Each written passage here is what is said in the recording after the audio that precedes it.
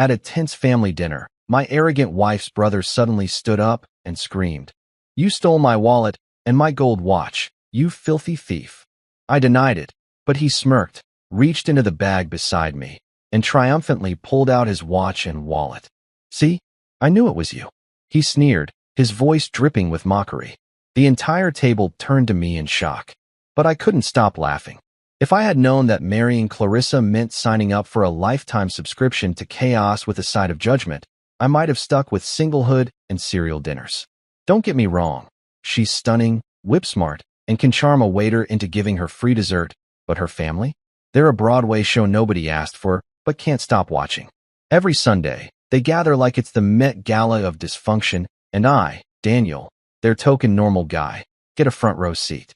From the first dinner, I knew I'd walked into enemy territory. Picture this, a massive dining room with a chandelier so bright it could guide ships, walls covered in art that probably cost more than my car, and a long mahogany table set like they were expecting royalty, which, judging by their behavior, they thought they were. Clarissa floated through it all in designer heels, every movement practiced like she'd been trained by Vogue. Her brother, Julian, strutted in behind her. Same perfect jawline, same obsession with attention, and the same inability to understand humility. Together, they looked like they'd stepped straight out of a luxury magazine ad titled "The People Who Never Wait in Line." "Daniel, darling." Clarissa's mother, Gloria, had trilled that first night, giving me a once-over that felt like a background check. "So lovely to see you again. Oh, you wore that shirt again." She said it with the kind of smile that could double as a weapon. Her husband, Martin, grunted from the head of the table, nursing a glass of scotch that had probably been aged since the Civil War. He was the kind of man who believed emotions were for the weak and that the best solution to any problem involved either money or more scotch. "Sit down, son," he said, though son sounded less affectionate and more like a command issued to a confused intern. And then there was Julian, or as I like to call him, the human ego. He leaned back in his chair, gold watch flashing like a distress signal, smirking as he eyed me. "So, Daniel," he said, "still working at that. What's it called again?" "Oh right, that mechanical place." He made it sound like I fixed toasters for a living instead of designing automotive systems. "Yeah," I said, smiling. "It's called an engineering firm. We make things that actually work. You should try that sometime." Clarissa gave me the "please behave" glare. Gloria gasped like I'd slapped a priest. Julian laughed, but it was the fake kind. All teeth, no warmth. And right then, I understood how this family worked. It wasn't conversation, it was a competition. The goal wasn't connection. It was domination. They bragged about vacations like they were reading stock reports.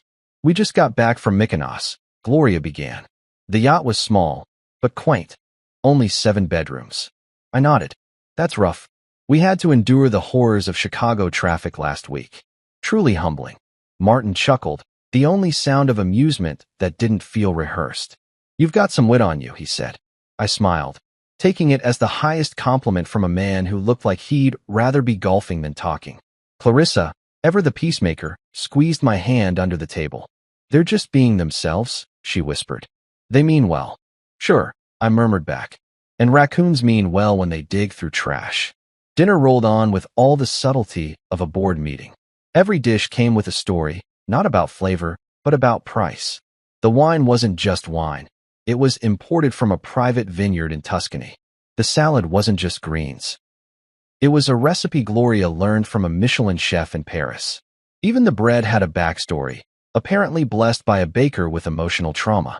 By dessert, I'd learned that Julian had closed a major business deal.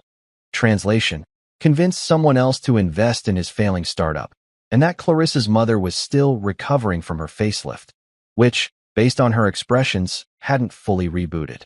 When the check came, even though, of course, this was their house, Martin insisted on talking about responsibility and earning your place in the world. I nodded politely while he sipped scotch that cost more than my monthly rent. "You see, Daniel," he said, "men like us provide. We lead. We set examples. I wanted to ask what kind of example it was to treat your wife like an accessory and your son like a trust fund experiment, but I decided to live another day." "Absolutely," I said. "Leadership is important, especially when you're leading the race to the liquor cabinet." Clarissa kicked me under the table. Hard. Still, I tried to keep the peace. Every week, I'd show up with a smile and the naive hope that maybe this dinner would be normal. Maybe they'd talk about something other than money or reputation. Maybe they'd ask about my life, how work was going, what projects I was building, or how my mother was doing back home. Nope. Instead, Gloria's favorite hobby was polite interrogation. So, Daniel, she'd say sweetly, when are you and Clarissa moving into a real house? Translation, your apartment doesn't have enough chandeliers. Or, when are you planning to start a family? Translation, please produce grandchildren before my Botox wears off. Julian would jump in with his own brand of subtle cruelty. Yeah, bro, when are you going to upgrade your car? I saw a great deal on pre-owned Hondas. I'd grin. You should get one. It'd match your personality. Affordable, but constantly needing attention. Gloria gasped again, as if sarcasm were profanity. Martin smirked. Clarissa sighed. And I kept going, because if you can't laugh at this circus, you might as well cry. It wasn't that I didn't love Clarissa, I did. She had moments of real warmth, when the family noise faded and she could just be herself. She was funny, independent, and secretly hated her brother's antics. But the family's world had gravitational pull, all wealth and vanity and status. You couldn't just orbit it, you got sucked in. And if you weren't careful, it would burn you alive. The funny part? They saw me as the outsider, the simple guy who didn't fit in. They never realized I saw through them better than they saw themselves. I wasn't intimidated by their cars, their gold, or their glass walls. I just found it all exhausting. One evening after yet another dinner filled with humble bragging and fake toasts, Clarissa and I sat in the car, her heels off, her head resting against the window. You're quiet, she said softly. I shrugged, just wondering if your families ever had a dinner without a plot twist. She laughed, really laughed. They're not that bad. They make reality TV look like therapy sessions. She smiled, tired but affectionate. You know you love me, though. Of course, I said. You're the only reason I haven't fled to Canada. And I meant it. Beneath the glitter and chaos, she was still my person, the woman who made my black coffee taste like something worth getting up for. But her family? They were the tax I had to pay for that love. The next Sunday rolled around. I walked into that house again, smiling like a soldier entering battle. Gloria hugged me, lightly, careful not to wrinkle her dress. Martin grunted his greeting. Julian clapped my back too hard, like he was trying to assert dominance through chiropractic adjustment. Danny boy, he said. Good to see you again. Brought your appetite. Always, I said. Can't wait to taste another meal seasoned with judgment. Clarissa shot me a warning glance, but even she couldn't hide her smile. Dinner began. Gloria talked about her charity work, which, from what I could tell, mostly involved attending luncheons and wearing expensive shoes in photos. Martin discussed his company's expansion, name-dropping CEOs like they were drinking buddies. Julian bragged about his latest business venture, which I'm 90% sure was just flipping sneakers online. Then came the moment of the night. Gloria leaned over and whispered to Clarissa, loud enough for me to hear, He's not quite what I imagined for you, dear. But he does seem persistent. I smiled sweetly. That's me, a persistent disappointment. The table went silent. Then Martin laughed, a deep, genuine belly laugh that rattled his glass. You've got spirit, son, he said. I like that. Gloria pursed her lips. Julian looked offended on her behalf. Clarissa just shook her head, grinning into her wine glass. That was my first real victory. Not approval, exactly, but survival with a touch of pride. I'd made it through another dinner without losing my sanity or flipping the table. As we left that night, Clarissa leaned close and said, You handled them well tonight. Thanks, I said, opening the car door for her. Just another episode of Keeping Up with the Self-Absorbed. She laughed. You're terrible. Yep, I said, starting the car. But at least I'm self-aware. And as we drove away from their mansion's glowing facade, I realized something. I wasn't just surviving this circus. I was learning its tricks, the timing, the tone, the masks.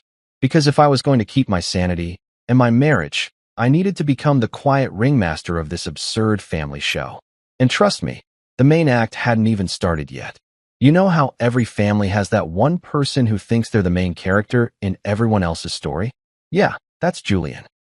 My brother-in-law, the man who could make a motivational poster about narcissism. If confidence were currency, he'd be a billionaire. Unfortunately, he's broke in actual dollars, but rich in delusion. The man wakes up, looks in the mirror, and probably thanks his reflection for existing. Julian and I have been at odds since day one. It wasn't a dramatic rivalry at first, more like quiet disdain wrapped in forced politeness. But over time, it evolved. He made it his personal mission to test how far my patience could stretch before I applied for sainthood. Every time I think I've hit my limit, he invents new ways to be insufferable. Like the time he gifted me a self-help book titled How to Marry Above Your Level. At Christmas, in front of everyone. The man actually wrapped it with a bow. When I unboxed it, the table erupted in laughter like it was some kind of roast special. Clarissa's mother giggled into her champagne glass. Martin smirked like he was watching a boxing match, and Clarissa, God bless her, she froze with that tight, social smile that says, "Please don't murder my brother at the dinner table." I looked Julian dead in the eyes and said, "Thanks, man. I'll mail you the sequel. How to Stay There Without Begging Your Dad for Rent Money." The silence that followed? Priceless. Even the clock on the wall paused to see what would happen next. Gloria dropped her fork. Martin coughed into his drink to hide a laugh. Clarissa pinched my knee so hard I swear I still have a dent. Julian just blinked at me, probably processing the insult with the same speed as dial-up internet, then gave that trademark smirk. "Good one," he said, but I could tell it burned. The man doesn't like reminders that daddy funds his lifestyle. That should have been the end of it. Normal people would move on. But Julian? No. He doubled down like a Vegas addict on his last chip. From that day, he decided every encounter between us was a competition. A competition for what, you ask? Hell if I know. Respect? Attention? The last brain cell? He's the kind of guy who enters a room like he's announcing a royal decree. Gold chains, cologne so strong you can smell his ego before you see him, and clothes that scream, "I'm allergic to subtlety." He once wore a velvet suit to a barbecue. A barbecue. While I was sweating through a t-shirt flipping burgers, he was posing near the grill like it was Fashion Week. Clarissa says I should try to understand him. Sure. And I should also try to understand tornadoes and why people put pineapple on pizza. Julian's just insecure, she says. You don't have to react every time he says something dumb. I don't react, I argue. I just respond with educational commentary. She rolls her eyes. Your commentary usually involves burning him alive. Hey, I say, that's character development. But the truth is, Julian's arrogance wasn't just annoying, it was strategic. He wanted to remind me that I wasn't one of them. He had grown up cushioned by money and family name, while I'd actually had to earn things. My father was a mechanic, my mother a nurse. We didn't vacation in Greece. We fixed air conditioners and packed school lunches. And I wouldn't trade that for anything. But to Julian, it was a joke, a cute underdog story he could twist into a punchline. The man has a favorite phrase, one he trots out like a slogan. It's not personal, it's just status. No, Julian, it's definitely personal. Anyway, it all came to a head one night when Clarissa told me her parents wanted another peaceful family dinner. She said it like she believed peace was possible with Julian in the room. I laughed so hard I nearly choked on my coffee. Peaceful, I said. In that family, that's like expecting Wi-Fi in a cave. She gave me the classic wife look. Part warning, part pity. Please, Daniel. Just one nice dinner. No sarcasm. No battles. Just smile. Got it, I said. Smile, nod, and pretend I don't hear him breathing arrogance into the air. The night arrived faster than I expected. I stood in front of the mirror adjusting my shirt, telling myself to stay calm. Clarissa looked stunning. Sleek black dress, calm smile, ready to referee another round of the Julian show. Remember, she said, we're doing this for family. Right, I said. Family. The same word cult leaders use. We drove up to their mansion. Yes, mansion, because apparently houses with normal walls are for peasants, and parked next to Julian's gold-trimmed car. I swear the thing looked like it belonged in a rap video. He'd gotten it custom painted, with rims that screamed midlife crisis in progress. Inside, the smell of expensive candles and pretension hit me. Gloria greeted us at the door, dressed like she'd just stepped off a yacht. Daniel, she said, lovely to see you again. I hope you're doing well. I am, I said, still earning my meals the old-fashioned way, with a job. She didn't even flinch. The woman's immune system for sarcasm could rival Kevlar. Julian came in next, flashing that wide grin. his watch practically blinding me. Danny boy, look at you, still rocking the humble middle-class aesthetic. Brave choice. I smiled. Thanks. I call it financial stability. You should try it sometime. Clarissa's elbow found my ribs instantly.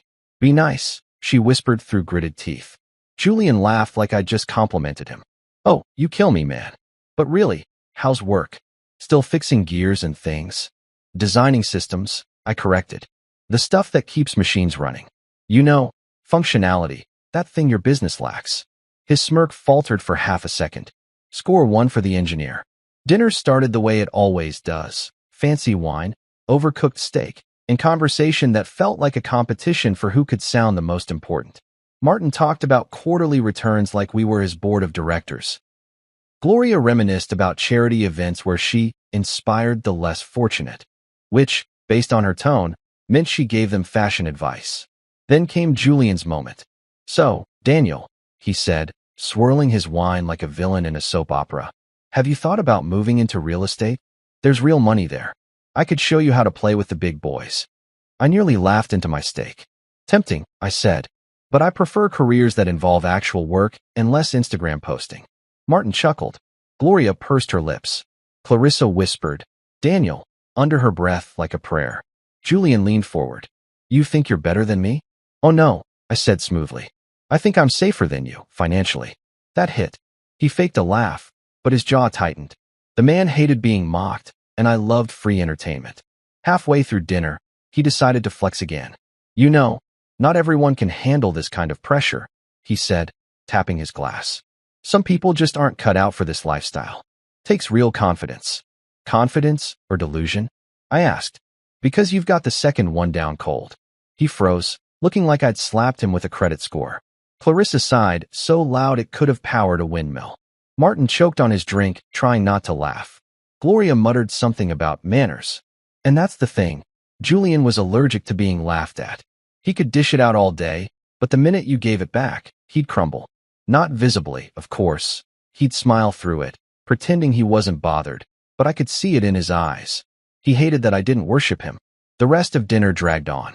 He bragged about his connections, name-dropped 2 B-list celebrities, and casually mentioned how money can't buy class, which was ironic, given that he'd clearly been trying to do just that for 30 years. When dessert came, I decided to play nice. You know, Julian, I said, I admire your confidence. He perked up. Thank you, man. Finally, some appreciation. Yeah, I continued. Takes real courage to ignore all the warning signs of self-awareness. The table went dead silent. Then Martin burst out laughing. I like this kid, he said. Julian glared at me. Clarissa groaned. Gloria changed the subject faster than a politician under oath. When dinner finally ended, I stood, thanked Gloria for the meal, and shook Martin's hand. Always a pleasure, I said, which was technically true because I enjoyed surviving. Julian followed me to the door. You think you're funny, huh? I don't think, I said, smiling. I know, but don't worry, you'll catch up someday. His eyes narrowed. You're lucky my sister likes you. Trust me, I said, opening the door. So am I. Clarissa and I got into the car, and she exhaled like she'd just run a marathon. Why do you always have to go toe-to-toe with him? Because he keeps throwing punches, I said. I'm just blocking, creatively. You're impossible. Yeah, but I'm entertaining. Admit it. She tried not to smile. You're a menace. Correction, I said, starting the engine. I'm an engineer. I fix broken systems. Your brother just happens to be one of them. She laughed, finally, and as we pulled out of the driveway, I caught a glimpse of Julian standing by the window, arms crossed, face red. That's when I realized something. He wasn't just arrogant. He was threatened. Because deep down, under the gold watch and empty confidence, Julian knew the truth. I didn't need their world to validate mine.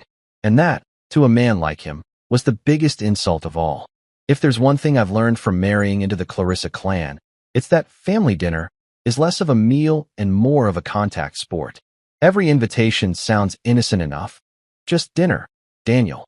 But by dessert, someone's crying, someone's lying, and someone's threatening to disown someone else. It's tradition, like Thanksgiving, but with less gratitude and more emotional warfare. That particular Sunday, Clarissa was unusually cheerful. Always a bad sign. She wore this emerald green dress that screamed, "I'm keeping the peace tonight." I was still trying to decide whether to wear armor or to just bring a bottle of bourbon as emotional support. "Please," she said as we got in the car, "just be nice tonight." "Julian's sensitive lately." "Sensitive?" I scoffed. "The guy's ego has its own zip code. The only thing he's sensitive to is not being the center of attention." "Daniel," she warned, "we're guests. Don't start anything." "I never start anything," I said, fastening my seatbelt. "I just finish it with better vocabulary." She sighed and turned up the radio, probably praying I'd stay quiet. Spoiler, I didn't. When we pulled up to the mansion, excuse me, family estate, it looked like a museum where no one learns humility. The driveway was lined with imported cars that hadn't seen dirt in years. The front door was open, and the faint sound of laughter and crystal glasses clinking drifted out. I took a deep breath, told myself to behave, and immediately doubted that promise. Inside, it was the usual parade of overcompensation. The dining room looked like something out of Better Homes and People Who Lie About Their Taxes. The chandelier overhead could have paid off my student loans, and the long polished table looked so shiny I could see my reflection, my tired, already annoyed reflection. Clarissa leaned in as we walked in. "Smile." "I am smiling," I whispered back. On the inside. Deep, deep inside. Martin sat at the head of the table, regal as ever, swirling his scotch like a king debating which peasant to execute. Gloria was next to him, folding napkins with surgical precision, pretending to pray while definitely judging everyone. Across from them sat Julian, staring at his reflection in a spoon. The man looked like he was about to propose to himself. "Daniel," Gloria exclaimed. "So nice you could join us." "Wouldn't miss it," I said. "These dinners keep my sarcasm muscles in shape." She blinked. "What?" "Nothing," I said quickly. "Just happy to be here." We took our seats. Clarissa smiled politely, and for the first 20 minutes, things were shockingly normal. Martin talked about golf. Gloria bragged about her new yoga instructor. Julian was surprisingly quiet, too busy taking mirror selfies when he thought no one was watching. Even the steak was cooked properly, medium rare, not medium crime scene. For a fleeting second, I thought maybe, just maybe, we'd have one peaceful meal. Then again, I also once thought Julian had maturity potential. I made a lighthearted joke about how Martin's chef must have finally learned how to season food, and Martin actually laughed. Full, hearty, genuine laughter. It was glorious. The cousins cracked smiles. Gloria didn't even correct my table manners. For once, I thought we were having a moment of unity. And then Julian stood up. He didn't just stand up. He slammed his hand on the table like he'd just discovered gravity. "My wallet," he yelled. "My gold Rolex. They're gone." The sound of forks hitting plates was deafening. Even the air conditioning seemed to pause out of shock. "Gone," Gloria gasped, clutching her pearls like she'd just been personally robbed by destiny. "Yes," Julian shouted, eyes darting around the table like a cheap detective in a bad soap opera. "Someone here took them." I leaned back, sipping my wine, already sensing the punchline. "Julian," Martin said sternly, "are you sure you didn't misplace them?" "Oh, I'm sure, Dad," Julian said, voice dripping with fake confidence. "They were right here in my bag. And now? Poof. Gone. I swear to God." The man even made a little poof motion with his hands. I bit my lip to keep from laughing. "Calm down," Gloria said. "We'll find them." But Julian wasn't calm. He was pacing, muttering, performing for an invisible audience. Then suddenly, his eyes locked on me. Sharp, dramatic, theatric. "Daniel." I blinked. "Yes." "You've been awfully quiet tonight," he said slowly, his voice dripping with implication. "Maybe because you're hiding something?" I raised a brow. "Yeah, a desire to leave." Clarissa's head whipped toward him. "Julian, stop it." But he didn't stop. He pointed at me, arm outstretched like he was delivering a Shakespearean accusation. "You stole my wallet and my watch." The table collectively gasped. Gloria gasped so hard I thought she'd pull a muscle. Martin froze mid-sip, his scotch glass trembling slightly. Even the cousins stopped pretending to check their phones. "Excuse me," I said, half laughing, half insulted. "You think I don't play innocent?" Julian snapped. "You've always been jealous. You mock me, you undermine me, and now you're stealing from me." I blinked, genuinely speechless for a second, not from guilt, but from sheer disbelief at how committed he was to his own delusion. Julian, Clarissa said sharply. That's ridiculous. Is it? He said, pacing like a reality TV villain in mid-breakdown. Because I put my things right here, and now they're gone. Who else would take them? Maybe the housekeeper? I offered helpfully. Or your humility. Oh wait, that's been missing for years. Daniel, Clarissa hissed. But Julian wasn't listening. He was pointing, shouting, performing. Admit it, he yelled. Admit you took them. And I just sat there, staring at this man, this grown adult in a designer suit throwing a tantrum over a watch, and thought, I am living in a live-action cartoon. Okay, I said finally, calm as a monk. Let me get this straight. You're accusing me, your brother-in-law, of stealing your tacky gold watch and that wallet you brag about every 10 minutes. It's not tacky, he barked. Right, I said. It's statement jewelry. The statement being, I make poor financial choices. Martin's lips twitched like he was trying not to laugh. Clarissa looked mortified. Gloria was whispering prayers like she was trying to summon Jesus to mediate. Julian's face turned red, not from guilt, but from frustration that I wasn't taking his Oscar-worthy performance seriously. You think this is funny? He growled. Kind of, I said. I mean, it's not every day I get accused of theft between bites of filet mignon. You're mocking me, he shouted. Not mocking, I corrected. Just documenting. Gloria gasped again, clutching Martin's arm. Martin, say something. Martin sighed, rubbing his temples. Julian, maybe you misplaced it. Let's not start World War III over dinner.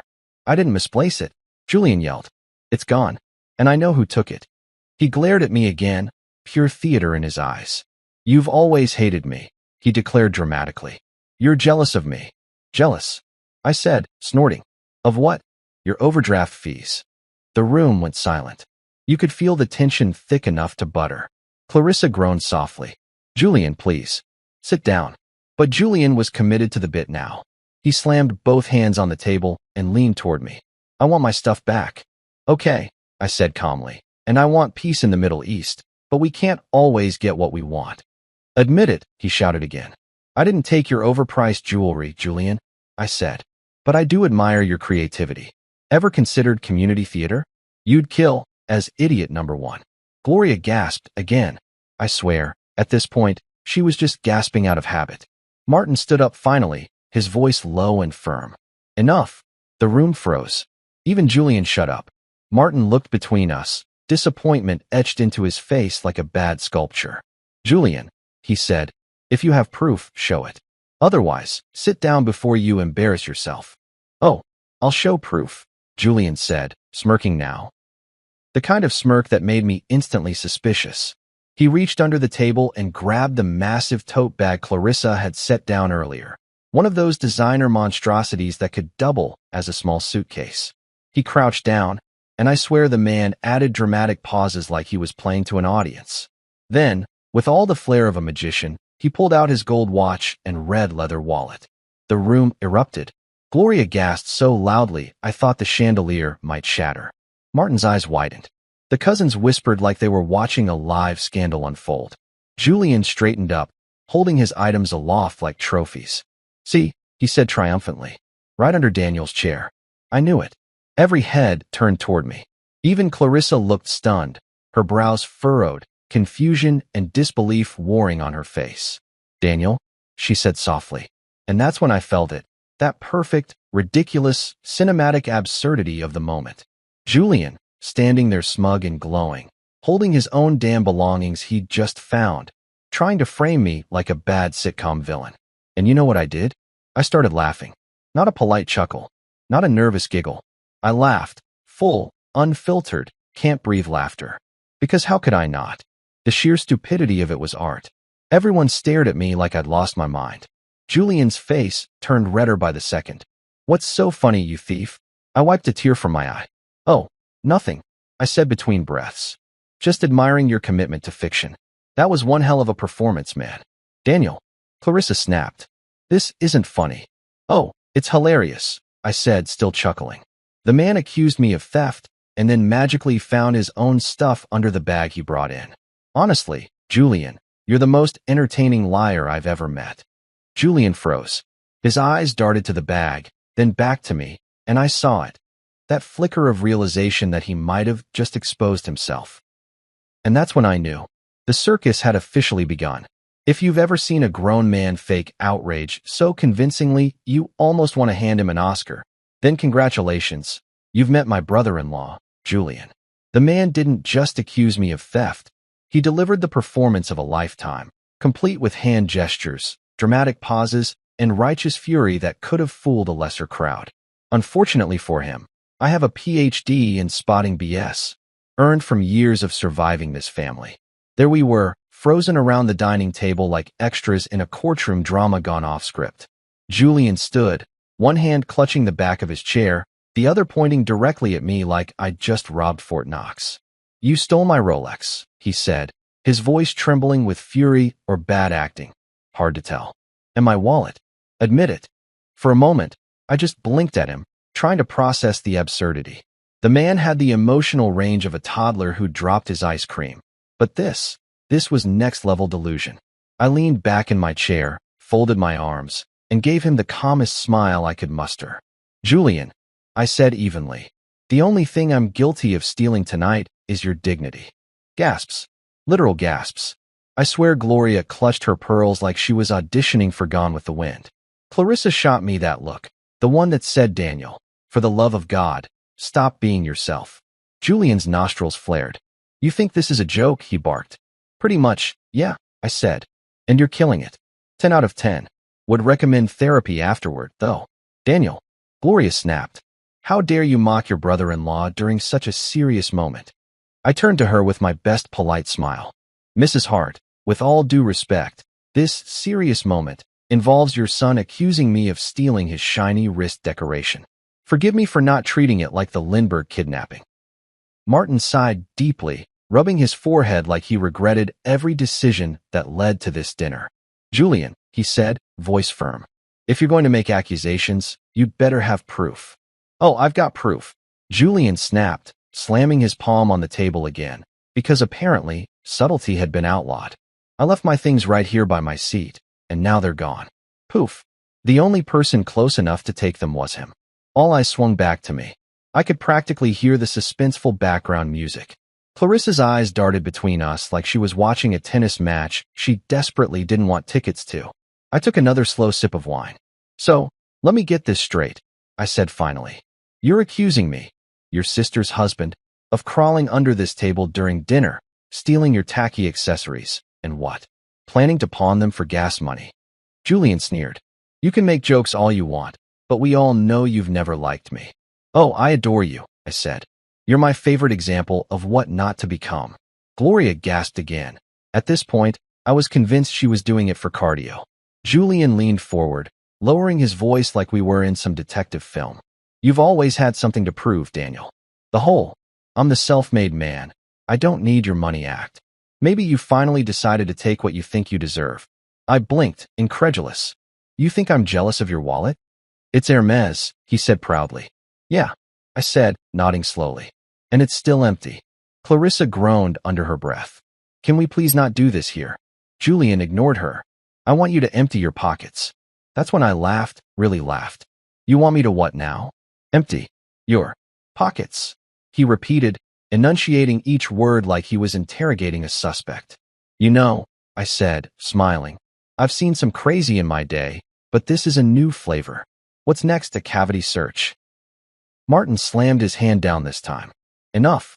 Julian, you're making a fool of yourself." Julian rounded on him. "Dad, you always take his side.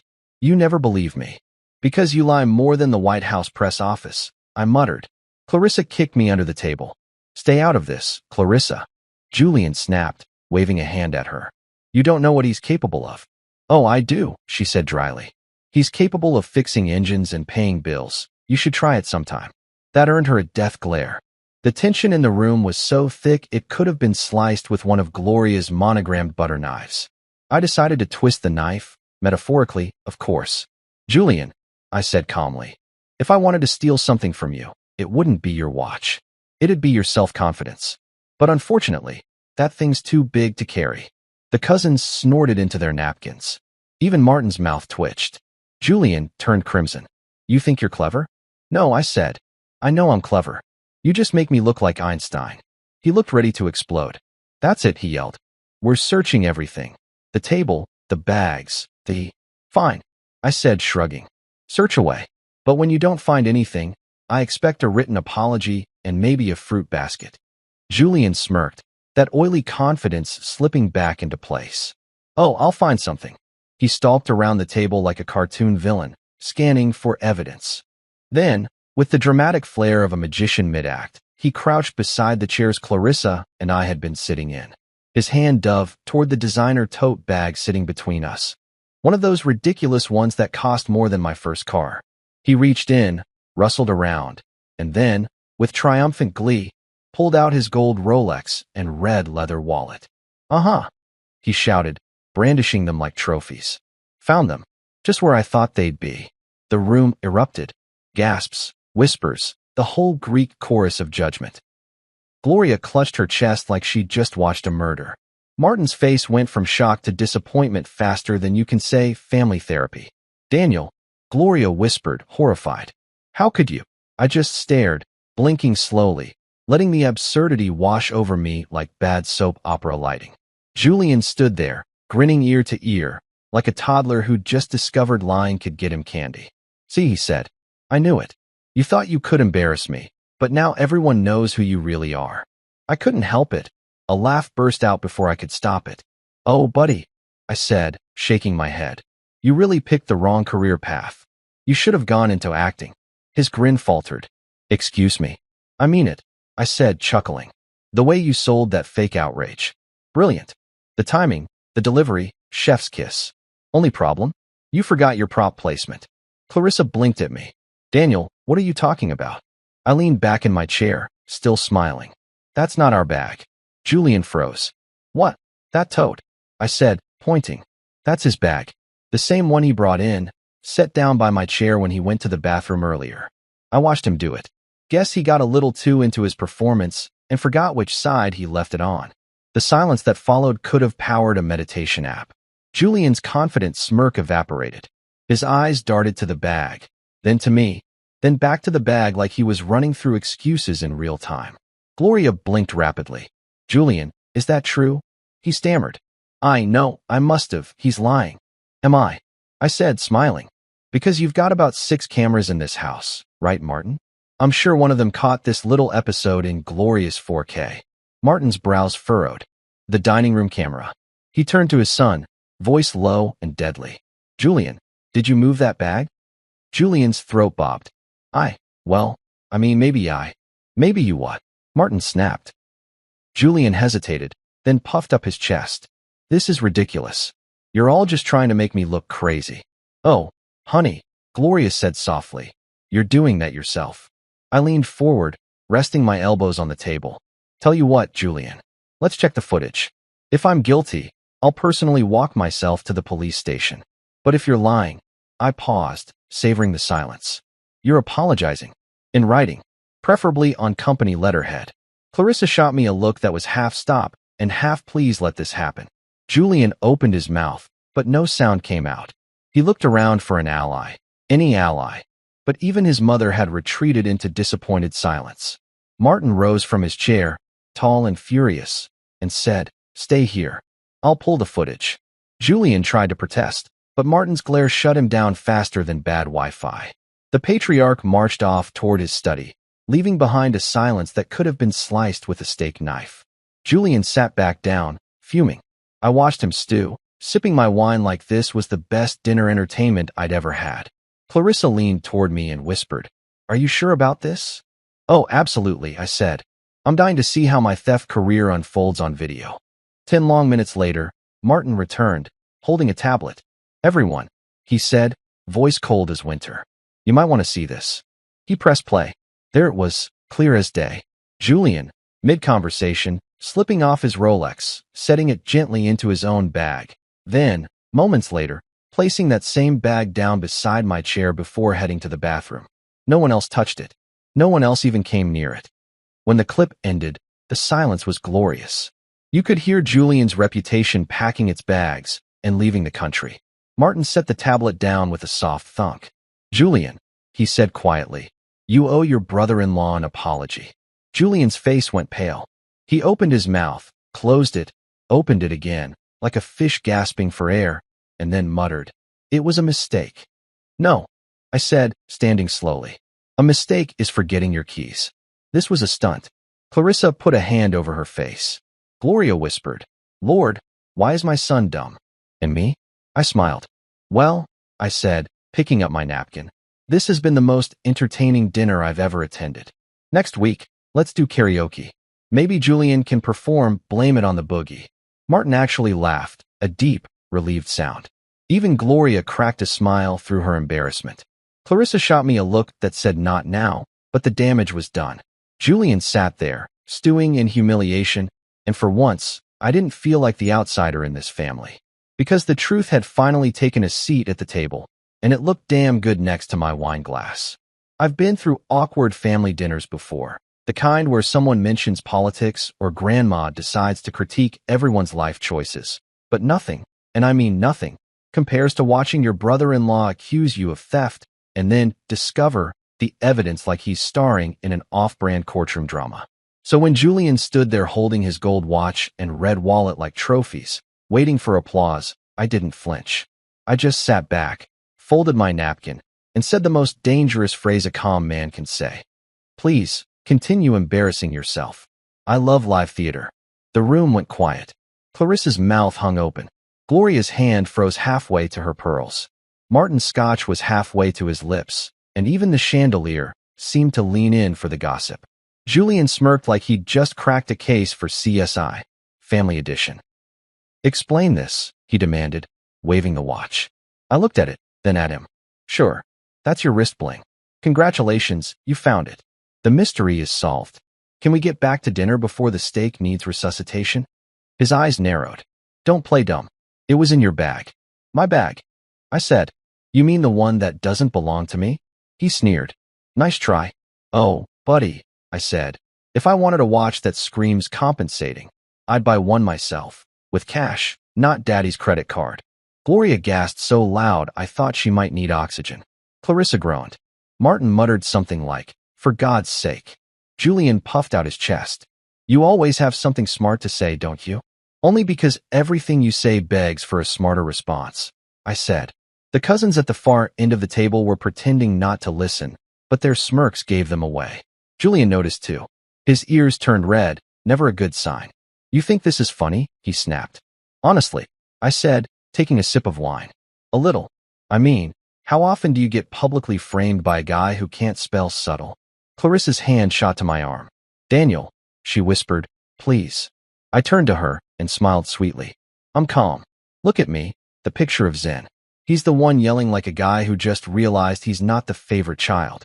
Martin cleared his throat. "Julian, sit down." "No."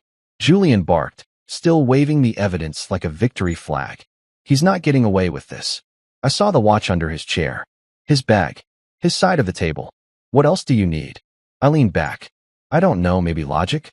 Evidence that wasn't planted by a man who still uses his parents' Netflix account." Julian's jaw dropped. "Are you calling me a liar?" "I'm calling you a creative writer," I said. "You should send this script to Netflix. Title it The Man Who Framed Himself." The sound that came out of Gloria was somewhere between a gasp and a squeak. "Enough, both of you," she said. "We're guests in this house, Daniel." "Actually," I said, "it's their house. I'm the unpaid entertainment." Clarissa rubbed her temples like she was counting down to her next therapy session. "Julian," she said sharply, "stop this. If you think he took your things, then—" "Think," he interrupted. "I know he did." He lifted the wallet for dramatic effect. "My initials, my cards, my cash, right here, all hidden under his chair." I stared at him, then at the wallet, then at Clarissa. "You know what's sad?" I said quietly. He actually rehearsed that line in his head, probably in the mirror while moisturizing. Julian slammed the wallet on the table, rattling the silverware. "You think you're better than me." "No," I said. "I just think I'm not you." That got a choked laugh from one of the cousins before Gloria's death glare shut it down. Julian turned to his parents, desperate for backup. You see what he does? The disrespect, the arrogance." Martin cut him off with a raised hand. "Julian, you've made your point. Sit down before I lose my patience."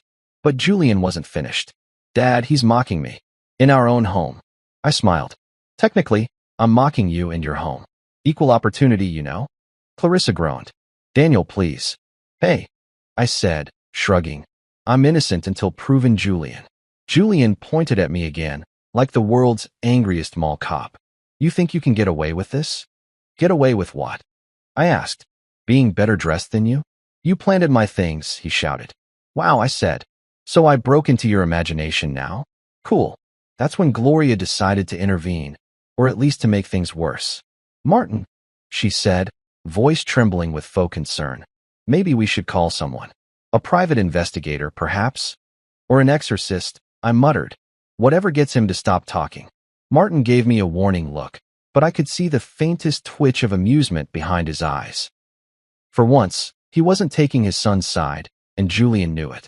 His voice rose, cracking with indignation. You all think this is a joke, but I know what I saw. Do you? I asked. Because what I saw was you coming back from the bathroom, shoving your bag right under my chair. Then 5 minutes later, surprise, you found your stuff there. Incredible. It's like you're your own magician. Now all you need is a rabbit and self-awareness. Clarissa covered her mouth to hide her smile. Daniel, she hissed, stop. No, I said. I'm invested now. I want to see how far this plot goes. Maybe next week he'll accuse me of stealing his personality. Although, to be fair, that'd be a mercy theft. Julian's face went crimson. That's it, he snapped. You're done here. He grabbed the bag, the supposed crime scene, and held it high. Everyone saw it. The evidence speaks for itself. Yeah, I said. It says made in Italy and property of an idiot. Martin stood abruptly, chair scraping the floor. Julian, enough. Sit down before you embarrass yourself further. Julian froze, then slowly turned toward him.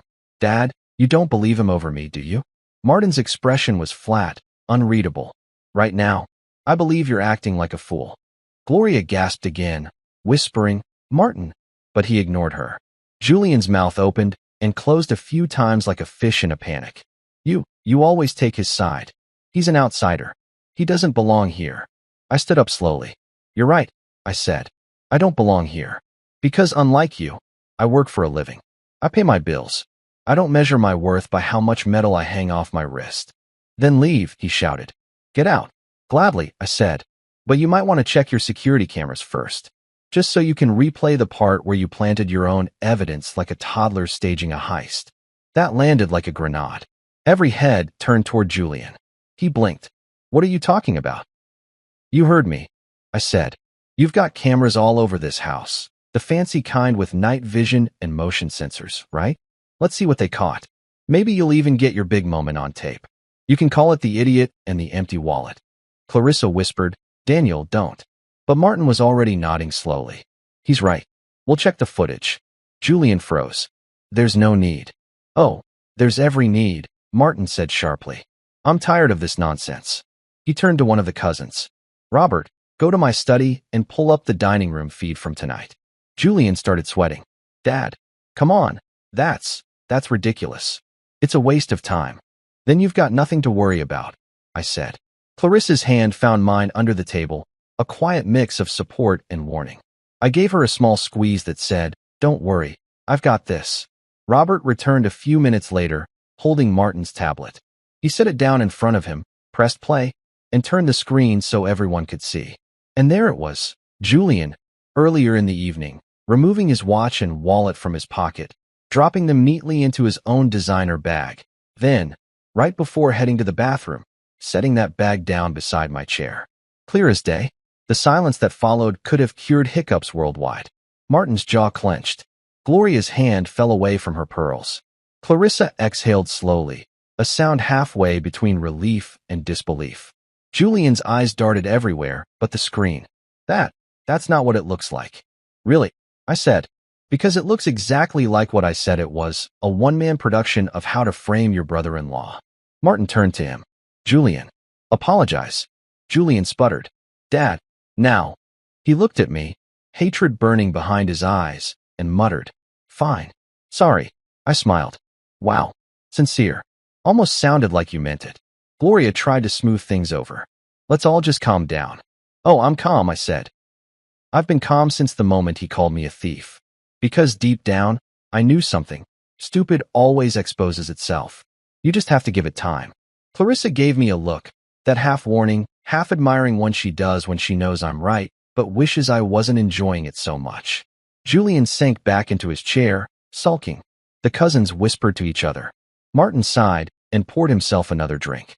After a long pause, he looked at me and said quietly, "Daniel, I owe you an apology as well." "No worries," I said. "I get it. Every family needs a scapegoat. I'm just glad the goat finally kicked back." Clarissa laughed despite herself, hiding it behind her hand. Gloria stood and declared the evening over, clearly desperate to restore some dignity to the ruins. "Well," she said tightly, "I think that's quite enough excitement for one night." "Agreed," I said, rising. "Next time let's just play Monopoly. Less chance of a felony accusation." Julian muttered something under his breath. I didn't bother asking what. I'd already won. As Clarissa and I walked out, Martin stopped me at the door. "For what it's worth," he said quietly, "thank you for keeping your cool."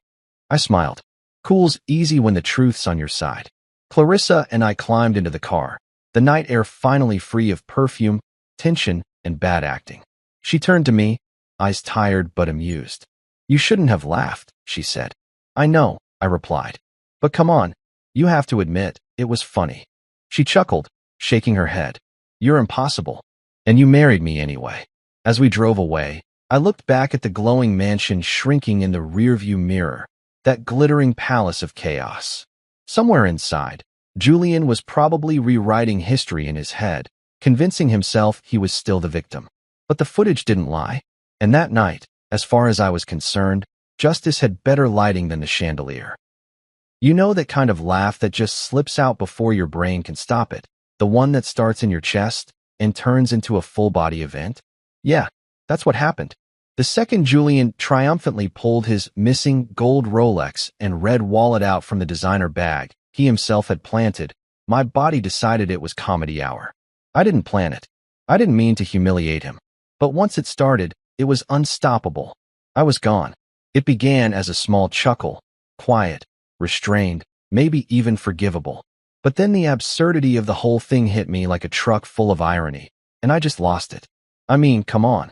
The man accused me of theft, held his own bag like Exhibit A, and thought he'd just cracked a case for the FBI. I couldn't breathe.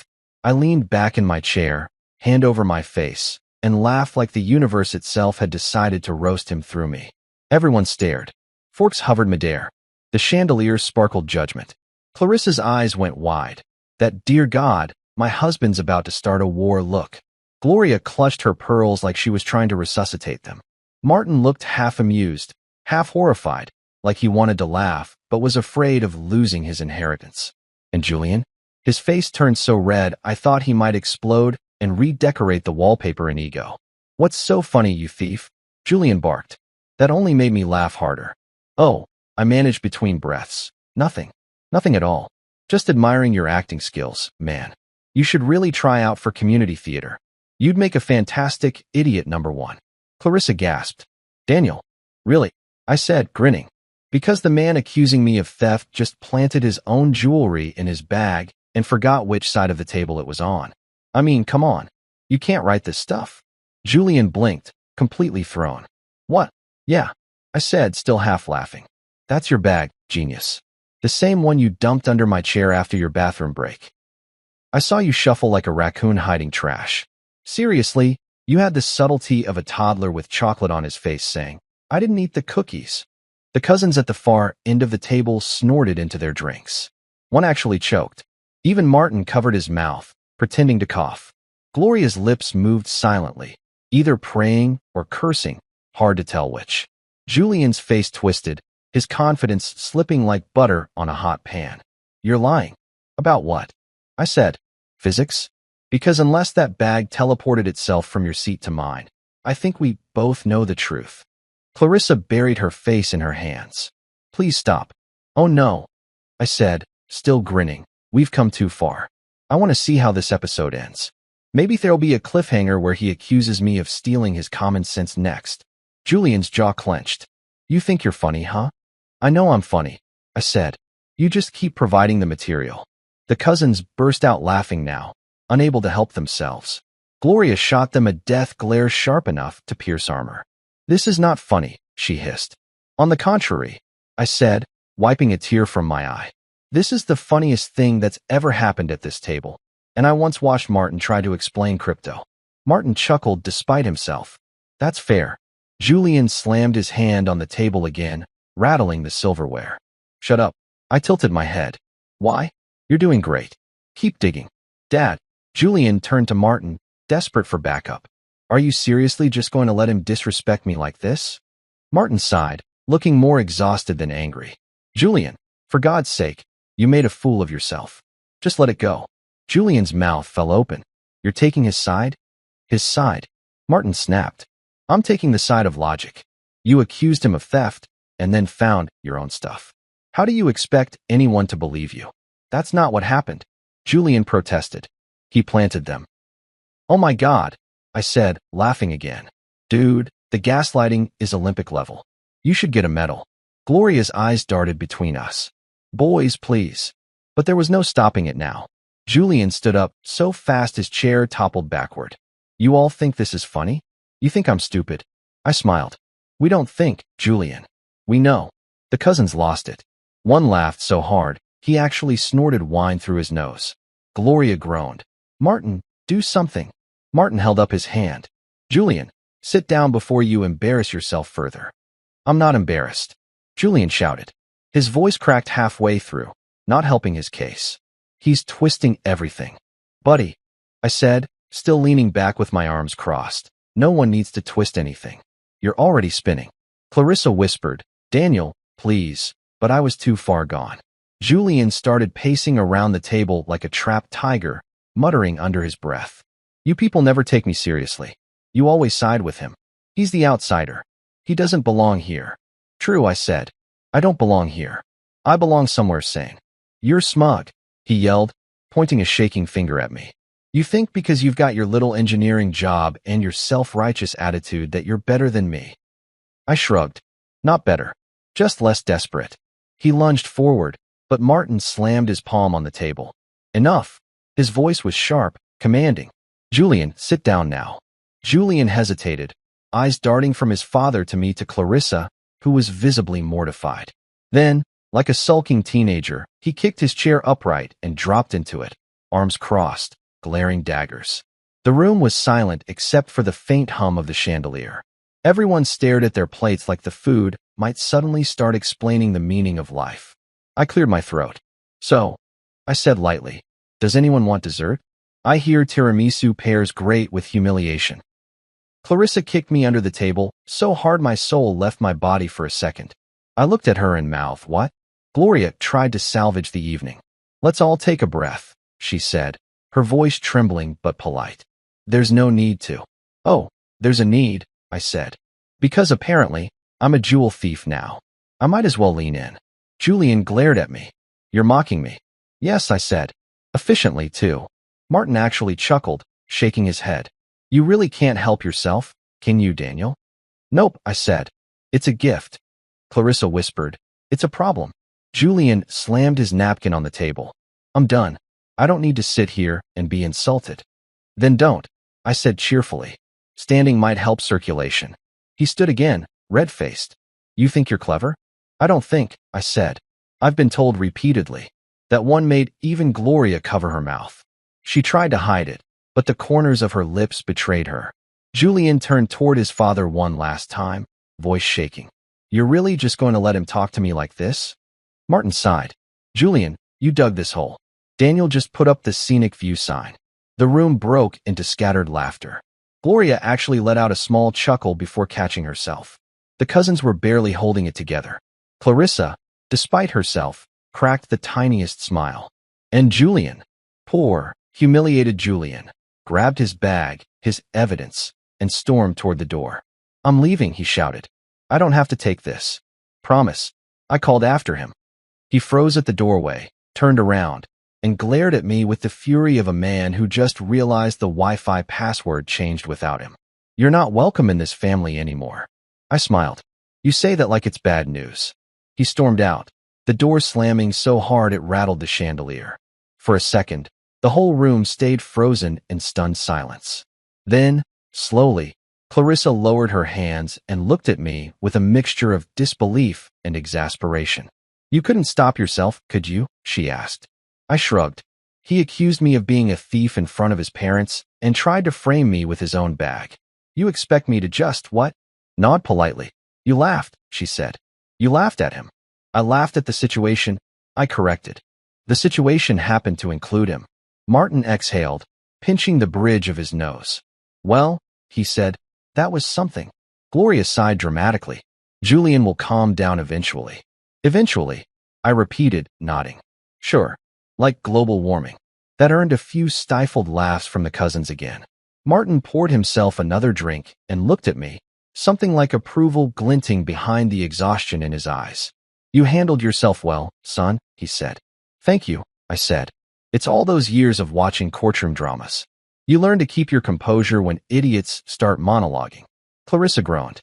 Can we not compare my brother to a TV defendant? Fine, I said. He's more like a bad witness. Overacts, contradicts himself, cries for sympathy. She gave me a side eye that said you're sleeping on the couch, but she couldn't fully hide her amusement either. Martin raised his glass. To surviving another Hart family dinner, he said dryly. I lifted mine. Barely. We clinked glasses, and even Gloria joined in, though her smile was tight. Let's not tell the neighbors about this one, she said. No promises, I muttered. As the tension finally began to melt, dessert arrived. Tiramisu, just as I'd joked. Gloria insisted on serving it herself, probably as a peace offering or an attempt to reassert control of the evening. Here, she said, placing a slice in front of me. Consider this compensation for emotional damage. I grinned. I'll take it. And maybe a gift card for therapy. Clarissa nudged me. Stop it. What? I'm healing through humor. And so we sat there, awkwardly but peacefully, chewing through silence and sugar. Julian's absence was the sweetest flavor of the night. The storm had passed, and for the first time since I married into this circus, I didn't feel like the outsider, just the only one willing to call it like it was. When we finally left, Clarissa was quiet on the drive home. I glanced at her, half expecting a lecture. Instead, she smiled faintly. You know, she said, you might actually be the sanest one in that family. I laughed softly. That's the scariest thing you've ever said. And with that, the night ended the same way it began. Absurd, exhausting, and somehow hilarious.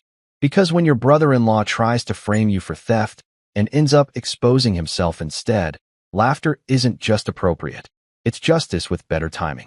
You ever experience a moment so satisfying it feels like the universe just handed you popcorn and said, sit back, this one's for you? That was me, sitting at that long, overly polished table, watching Julian's empire of lies start to wobble like Jell-O at a kid's birthday party. I didn't even have to say anything. Gravity was doing the work for me. After my laugh fest and his dramatic exit, the room sat in this kind of stunned silence. The kind where everyone pretends they're deep in thought, but are really just replaying the chaos in their heads.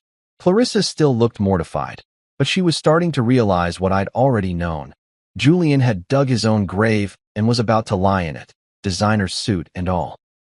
Martin cleared his throat, breaking the silence like a judge ready to deliver a verdict. All right, he said, his tone flat but dangerous. Since there seems to be confusion about what happened here, we're settling this the simple way. Julian froze mid-step, halfway to the door. What wet? Martin leaned back in his chair, calm as a chess master. The cameras. You could have heard a pin drop. Gloria's fork clinked against her glass. Clarissa inhaled sharply. And Julian? Well, Julian turned the color of unripe tomatoes. He stammered. The cameras? Yes, Martin said evenly. You remember, after that little wine cellar incident, we installed full security coverage, dining room included. You'd know that if you paid attention to something other than your reflection. I swear the collective gasp in that room could have powered Chicago. Julian tried to laugh it off. Dad, come on. You don't really think. Martin raised a hand. Enough. I'll check the footage myself. Julian started sweating bullets. The man went from confident to clammy in 5 seconds flat. That's unnecessary, he said, voice pitching higher. I mean, it's obvious what happened here. The evidence speaks for itself. Exactly, I said, smiling. Let's hear it speak in 1080p. Clarissa covered her face again. Gloria muttered something that sounded like, "Lord, give me patience," though honestly, at that point, divine intervention might have needed patience with her son. Martin stood, the embodiment of old-school authority, and left for his study. "Stay here," he said over his shoulder. "I'll be back in 5 minutes." The moment he disappeared, Julian spun toward me, whisper shouting, "You set me up." I nearly laughed in his face. "Oh, right, because I hacked your house cameras between courses." "Sure thing, Sherlock." His eyes darted between me, Clarissa, and his mother. "You're all against me." Gloria sighed. "Julian, please stop talking. I'm not the bad guy here," he snapped. "He's been provoking me since the day he married Clarissa." I grinned. "Provoking? No, Julian. You provoke yourself. I just provide commentary." He pointed at me, shaking. "You think you're clever, don't you?" "Actually," I said, leaning back, "I know I am. You, on the other hand, should consider switching from crime dramas to reality TV. Might be less confusing." Clarissa groaned softly. "Both of you stop. Please. Let Dad handle it." "Handle what?" Julian muttered. "A misunderstanding?" I tilted my head. "A misunderstanding where you accused your brother-in-law of grand larceny over dinner? Sure, let's call that a mix-up." Before he could respond, Martin's footsteps echoed back through the hall. He returned holding his tablet, face unreadable. He sat down at the head of the table and tapped the screen. "I've reviewed the footage," he said. Julian swallowed audibly. "And?" Martin turned the tablet toward him. "And you might want to explain this." He hit play. There it was, crystal clear, high definition, no room for excuses. Julian, strutting into the dining room earlier that evening, his gold watch glinting like a disco ball. He chatted, checked his reflection in a spoon. Then, and here's the magic part, took off the watch and wallet, tucked them neatly into his own bag, and then, before heading to the bathroom, leaned down and slid that same bag right under my chair. Smooth as wet sandpaper. Clarissa's jaw dropped. Gloria gasped. Of course she did. One cousin muttered, "Holy crap." When the clip ended, the silence that followed was art. If peace had a sound, it would have been that, the sound of Julian's credibility flatlining. Martin slowly set the tablet down. "So," he said softly, "would you like to explain that?" Julian opened and closed his mouth a few times, like a goldfish realizing it had no castle left. It's not what it looks like." Gloria whispered, "It looks like stupidity." "Exactly," I said, grinning. "A perfect visual representation of it." Martin's gaze sharpened. "Julian, do not insult this family's intelligence any further." Julian floundered. "It was... I must have forgotten which bag was mine." "Oh, really?" I said. "You forgot which designer bag you brought yourself? That's wild. Happens to me all the time with my plastic grocery sacks." Clarissa's lips twitched. She tried to hold it in, but a small laugh escaped. That laugh was the sound of oxygen returning to the room. Gloria crossed her arms, disappointment carved deep in her face. "Julian, I raised you better than this." "No, you didn't," I muttered. "Daniel," Clarissa warned quietly. "What?" "I'm helping," I said. "Moral support." Martin leaned forward, his voice low but thunderous. "Julian, apologize. Right now." Julian looked at me, eyes burning, pride bleeding out of him. "Dad, now," Martin repeated. Julian hesitated, every muscle in his face twitching like it physically hurt to admit he was wrong. I'm sorry," he muttered. I cupped a hand to my ear. "Sorry what?" "I didn't quite hear the part where you say, 'Daniel, I falsely accused you of theft because I'm a drama queen with impulse control issues.'"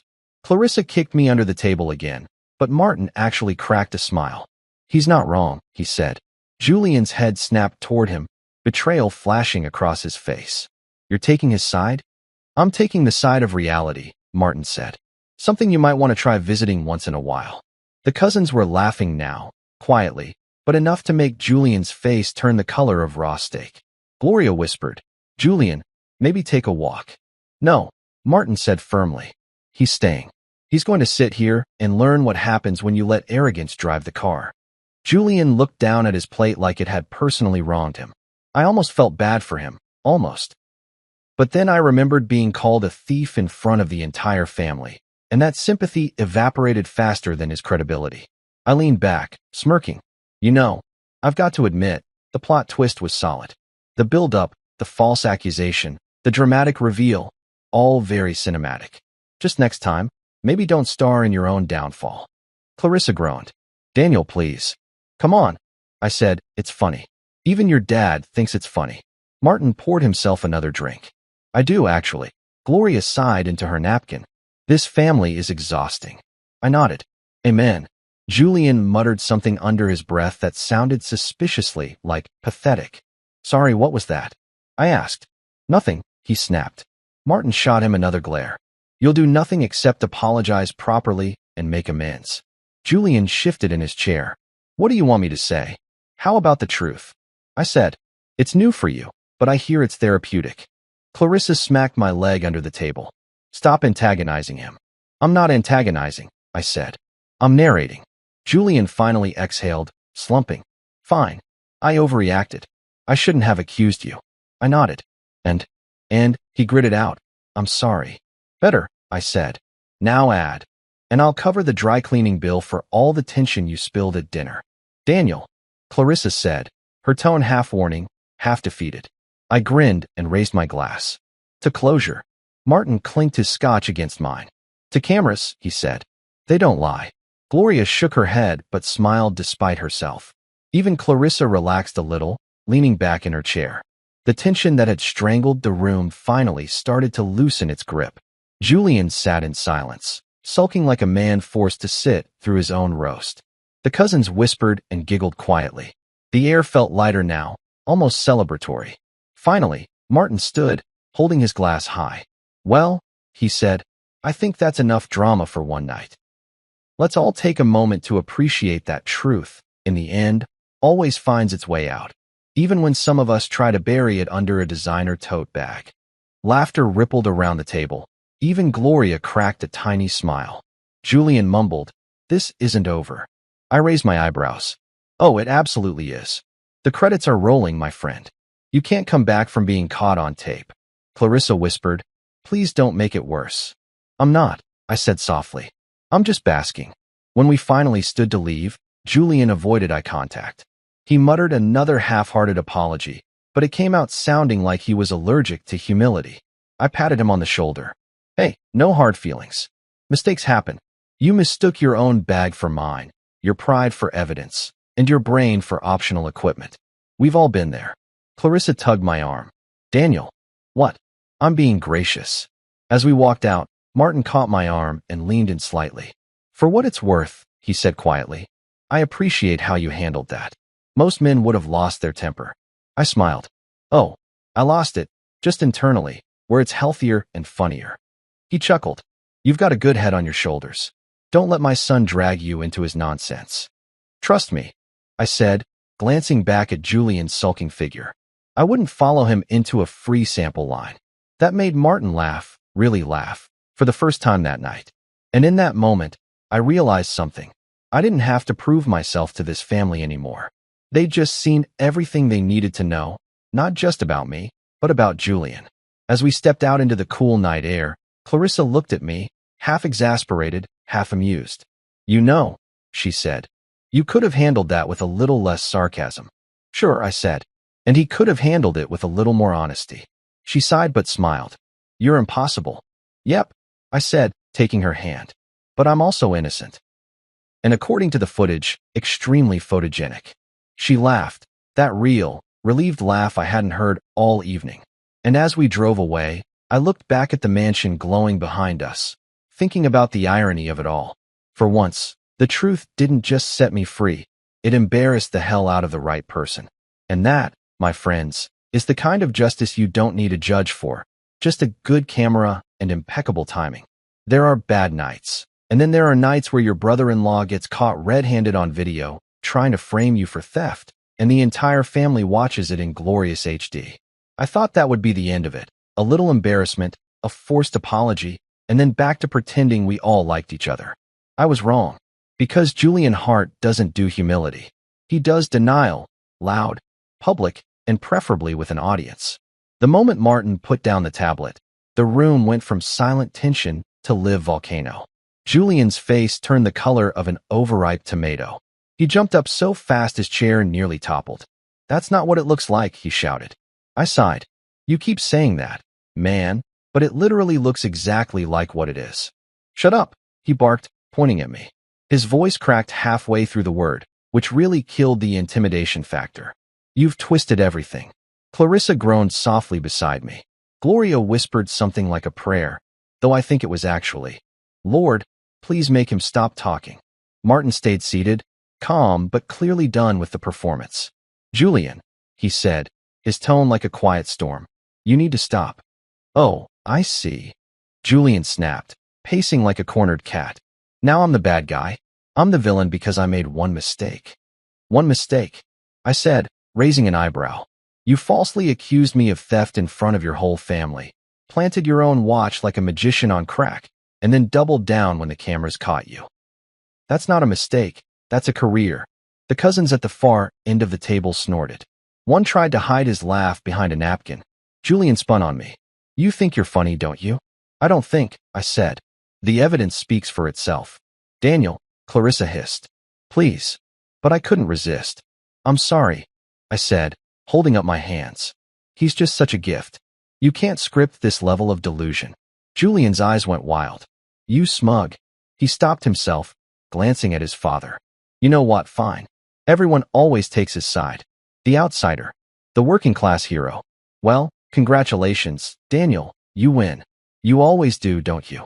I blinked. Wait, when have I ever won? All I've done is survive your dinner parties. He ignored me. You think you're better than me because you've got your little job and your moral superiority, but you'll never be one of us. I laughed. Julian, I don't want to be one of you. I enjoy paying my taxes. Martin's mouth twitched like he was fighting the urge to laugh.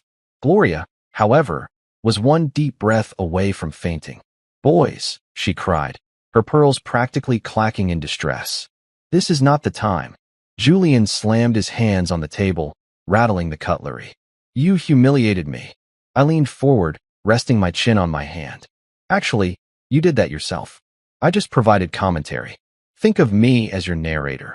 Only funnier and less forgiving. He growled, literally growled, like a dog seeing the mailman. You've been jealous of me since day one. I blinked. Jealous? Of you? My guy, the only thing I envy about you is how you can afford therapy and still not use it. That got a few muffled laughs from the cousins again. Even Clarissa's lips twitched. Julian noticed. Big mistake. Oh, you think this is funny too? He shouted at her. You're defending him, aren't you? Clarissa's eyes flashed. Julian, don't start with me. You married a clown, he spat, waving toward me. A nobody with a smart mouth. Hey, I said, at least I'm funny. You're just loud. Martin stood abruptly, his chair scraping. Enough. His voice boomed through the room like thunder. Julian, you will apologize properly, or I swear. But Julian cut him off, voice trembling with anger. You always do this, Dad. You humiliate me in front of everyone. You think he's better because he's calm and sarcastic, but he's just pretending to be perfect. Buddy, I said softly. If I were pretending to be perfect, I wouldn't have married into this circus. Clarissa groaned. Daniel. Sorry, I said, waving my hand. Just a reflex. Julian's face twisted, and for a second, I thought he might actually throw something. He glanced around, hands twitching, eyes wild. The meltdown was officially in full swing. You all think I'm stupid, he said, pacing faster now. You all laugh at me behind my back. Well, go ahead. Laugh. He grabbed his water glass and hurled it against the wall. It shattered dramatically, and Gloria shrieked like a Victorian widow. Julian. Martin roared. That's enough. Julian ignored him. No, it's not enough. You've all been waiting for this. For me to screw up, for Golden Boy Daniel to come out looking like the victim. I stood slowly, holding up both hands. Hey, I don't need to look like the victim. You're doing great work making me the hero all on your own. Clarissa whispered. Daniel, sit down. But I wasn't done. You accused me of stealing, Julian. You lied, got caught, and now you're smashing glass like it's performance art. You want forgiveness? Start with accountability. Don't lecture me, he shouted, voice cracking again. You're not part of this family. Finally, I said. Something we agree on. Martin slammed his hand down again, louder this time. Julian, apologize and get out before I lose what's left of my patience. Julian laughed bitterly, a sound that made even Gloria flinch. Apologize? To him? Never. He pointed at me again, shaking. He doesn't belong here. He's not one of us. You just like him because he reminds you of who you used to be, before money fixed your morals. Martin's eyes went cold. Watch your mouth. Julian smirked, desperate to land one more blow.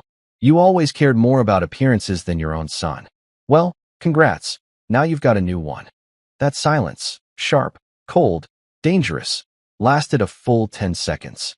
Even the chandelier seemed to stop buzzing. Martin stared at him, his voice calm but lethal. Get out. Julian blinked. What? You heard me, Martin said. Get out. And don't come back until you learn the difference between pride and stupidity. Gloria gasped softly. Martin. No, Gloria, he said firmly. I've tolerated this long enough. He tried to destroy another man's reputation because his own ego couldn't handle being challenged. Julian's bravado cracked right there. You could see the panic behind his eyes. Dad, I didn't mean. Out. Martin repeated, pointing to the door. Julian hesitated, then turned his glare back on me. This isn't over. I smiled. You're right. I still haven't gotten dessert. Clarissa covered her face with both hands. Martin groaned, but I swear I saw the corner of his mouth twitch. Julian stormed out, muttering curses under his breath. The door slammed so hard the chandelier rattled again. The moment it clicked shut, the tension in the room broke like a snapped guitar string. Gloria immediately started dabbing at her eyes with a napkin. My poor boy. He's just under so much pressure. Yeah, I said. Pressure to behave like an adult. Tough adjustment. Clarissa elbowed me, whispering, stop. Martin poured himself another scotch, his movements slow and deliberate. Daniel, he said after a pause, you handled that better than I would have. Thanks, I said. Years of working with malfunctioning machinery prepared me for this. He's just louder and more expensive. That got a quiet laugh from one of the cousins. Gloria shot them a look, but didn't comment. Clarissa finally exhaled. Well, that was something. Yeah, I said, sitting back down. If something means a meltdown worthy of cable TV. Gloria wiped her eyes again. He's still my son. And I get that, I said. But maybe next time, he could come to dinner without turning it into a courtroom drama. Martin nodded in quiet agreement. He'll have to face the consequences. I won't tolerate this kind of behavior anymore. Consequences? I asked. Like therapy? Or a restraining order from all dinner tables within a 10-mile radius? Clarissa rolled her eyes. Daniel. What? I said, raising my hands. I'm offering ideas. The room finally began to relax. The cousins whispered and chuckled. Gloria ordered the staff to bring dessert to lighten the mood. Though honestly, even cheesecake couldn't sweeten the disaster that had just happened. When dessert arrived, I looked around at the remains of the chaos, broken glass, spilled wine, and the faint echo of Julian's tantrum, and couldn't help but smirk. You know, I said, slicing into the cake. I feel like we've bonded as a family tonight. Martin chuckled. In a twisted way, yes. Clarissa leaned closer and whispered, you do realize this is all going to be talked about for years, right? Good, I said. Maybe they'll finally have a story worth telling that doesn't involve yachts and golf. She shook her head, but smiled. You're impossible. Maybe, I said, but at least I'm innocent. And entertaining. By the time we left, Gloria had retreated to her room. Martin had poured himself one last drink, and the cousins had quietly declared it the best dinner in family history. Clarissa and I walked out into the cool night, the air finally quiet. In the car, she turned to me. You didn't have to poke him so much. Oh, I had to, I said. It was public service. Some people need reminders that karma comes with a rewind button. She smiled, tired but amused. You know, one day your sarcasm's going to get you in trouble. Maybe, I said, grinning. But tonight, it got me justice and cake. She laughed, really laughed this time. And as the headlights cut through the dark road home, I couldn't help but think that maybe, just maybe, chaos was my element. Because no matter how rich or ridiculous the hearts were, truth had a way of cutting through all the noise. And tonight, it did so with style, shattered glass, and a punchline. After Julian's grand exit, the mansion felt suspiciously peaceful, like the Wi-Fi signal of drama had finally dropped. Gloria retreated upstairs, mumbling about spiritual cleansing, and Martin poured what I'm pretty sure was his fourth scotch of the night. The cousins quietly left, whispering legendary as they passed me, which I'll admit, felt like applause. Clarissa and I stayed behind, finishing dessert in silence. The tension melted with the last spoon of tiramisu. She finally said, "You handled that way too well." I shrugged.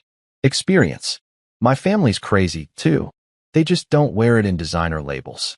Martin looked up, eyes softer now. "Daniel, I owe you an apology." I smiled. "No need. Happens to everyone. My mom once accused me of stealing her slippers. Turns out the dog ate them. That actually got him to laugh." Gloria peeked back downstairs, frowned at the sound, and vanished again. Clarissa reached for my hand. "You were calm. I'm proud of you." "Thanks," I said. I figured someone had to represent the same population. For the first time, dinner ended without me being the problem, and I left that house finally feeling like the joke wasn't on me. A week later, Karma sent an email.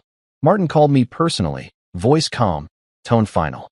"Son," he said, "I've made some decisions about the family business. Julian needs time to mature. You, on the other hand, have integrity." Translation: Julian's grounded, I got promoted. Turns out, Martin wanted someone trustworthy to oversee a few engineering contracts for his company. I didn't gloat. Okay, maybe internally I was dancing.